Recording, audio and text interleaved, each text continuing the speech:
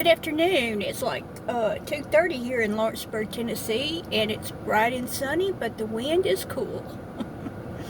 It's crazy that you can go outside and need a coat or a jacket and then get in the car and just burn up, because I still don't have my air conditioner's not working, so it's kind of difficult to get in this car and drive around. But you know what? Just the heat can't keep a woman down. You know what I'm saying? We got to go out and shop anyway. So, yep, it's a job, and somebody got to do it. What some of us women got to, go out there and buy all this stuff that the men are making in these factories.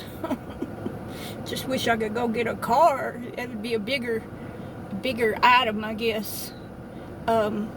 Now that I've got so many dents in my car, it's like an antique.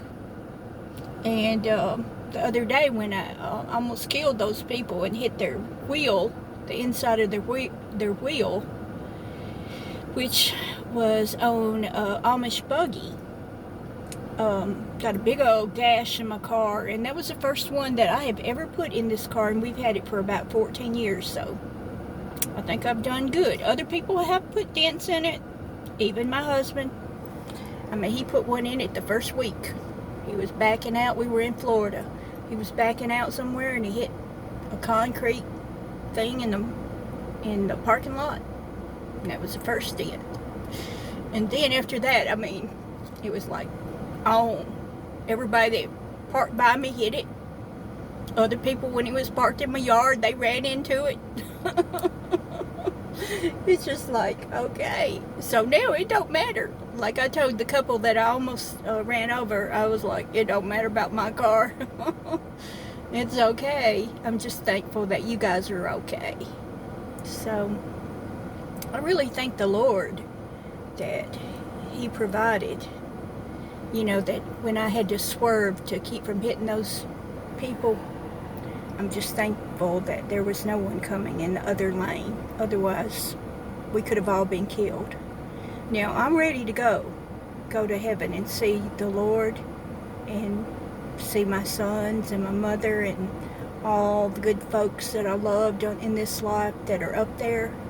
But I sure didn't want to cause an accident for somebody else. I just couldn't have lived with that if I had have hurt someone. So I've thought of hardly nothing else since it happened, and I'm thankful that God helped me not to kill somebody, because, I mean, my biggest fear is running over somebody on the side of the road, or, being in a wreck and somebody getting hurt and it be my fault, or even if it's not my fault. But I'm not worried so much about, dying, just going on to heaven, but I sure don't like the idea of being all jacked up in the hospital or in the nursing home with, all my bones broken, or, all that kind of stuff. I mean, I'm just, when I go to heaven, I just want to, just slip on out. Easy like. I don't want there to be no screaming or kicking. Just put me out. Just give me a shot. I know most people don't laugh about dying, but I'm a nurse, and so we laugh about different things than most regular people do. I know when my son was living, and we'd all be at the dinner table eating on, like Christmas dinner or Thanksgiving or something like that, and me and my son would be talking about guts and gore, and they were like, would you people please be quiet? We're trying to eat gravy and meat over here and cranberry sauce that looks like blood clots. They were like, shut up. So, I mean, we didn't even realize, it was just our life. You know what I'm saying? I mean, I can't tell you how many times I had to clean up vomit and then go eat a sandwich, tuna fish sandwich for lunch. I mean, it's just one of them things that you have to get used to when you're in the medical field. It's not good, but, somebody got to do it. A lot of women say, well, I don't know how you can do that. All that blood and all that stuff. I couldn't deal with it. I'm like, well, honey, somebody got to do it. Somebody got to save your poor husband and your sister. You know, thank God there's some people that's got some tough hide that can clean up some vomit and look at some blood. You know what I'm saying? I've never seen the things that my son saw, but he took some pictures and he showed me, and I'm telling you, I haven't been able to get that out of my mind, what he saw. I mean, he had some pictures of some people that were really messed up, like a man that got hit by a trailer truck and just all kinds of things like that. Well, I've never seen that kind of thing. The worst thing I've ever seen couldn't never compare to that. But anyway, our heart is heavy today because of our sweet nephew down in Florida. Such a good man. I haven't seen him in so many years, but when I was a child, I grew up with him, and he took time out of his life. He must have been a teenager, but he took time to teach me how to tie my shoes. And I thank him for that. No one else ever tried. I guess he got tired of seeing me fall over my shoestrings. But anyway, for whatever reason, he taught me how to tie my shoes, and I never forgot that. You don't forget things like that, because, I mean, that's pretty deep. Because, I mean, you know, it's not easy to tie your shoe. You don't just grow up learning how to tie your shoes. But anyway, I thank him for that. He was so precious, and he is precious. He's still with us, and we're believing that God's going to raise him up. They said he was talking to Jesus the other day, so it's a good thing and a bad thing, because when people are sick and they start talking to Jesus, you're like, oh my God, they're fixing to go see Jesus.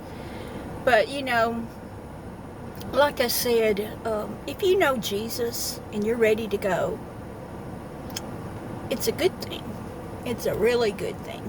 It's a wonderful thing to know the Lord. And to know that, I mean, like the other day when I had that near accidental crash with those people, I did not have time to open my mouth or even think a thought of prayer. I did not have time to even say Jesus. I looked, and there I was upon them. And I was like that far from them. It seemed. I can still see it in my mind, what I saw. And I still go over it, and I think I was this close to, just barreling over that buggy. And, it's kind of I mean, it's real fragile. Just a piece of metal and, and some, looks like tarp, some kind of material. But, I would have killed those people because I was going like 45 or 50. And when I looked up and saw them, and I was right there on them, I did not have time to pray. The only thing I said was, oh God. And I swerved real quickly to the left. I didn't have time to look at my rearview mirror. I didn't have time to even think about that just a minute ago. There were cars zooming past me going probably 60. They were just flying around me, and it was congested on the road. So I didn't even have time to think about that. I didn't have time. Had God not intervened and kept a car from coming at that exact moment, it would have hit me, and I would have been gone. I would have been in heaven right now talking to my children. And, which I would be okay with that. But I did not want other people to get harmed. And, if it had hit me, it probably would have killed the people over here, maybe some of the people behind me. I don't know. You know how a wreck does. It just like a domino effect. So only God knew what would have happened had he not intervened with his amazing, merciful hand. Maybe he sent an angel, and maybe he helped me to swerve the car just enough so that all it did was just catch the inside bolt of the front wheel. Did no damage whatsoever to the buggy. It didn't shake the people up.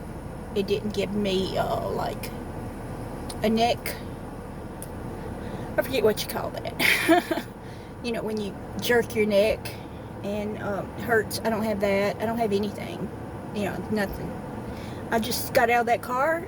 I ran over to make sure they were okay, and I was like telling them, I thank God that you guys are okay. And they said yes, they were fine. So I'm just praising God for that. I am.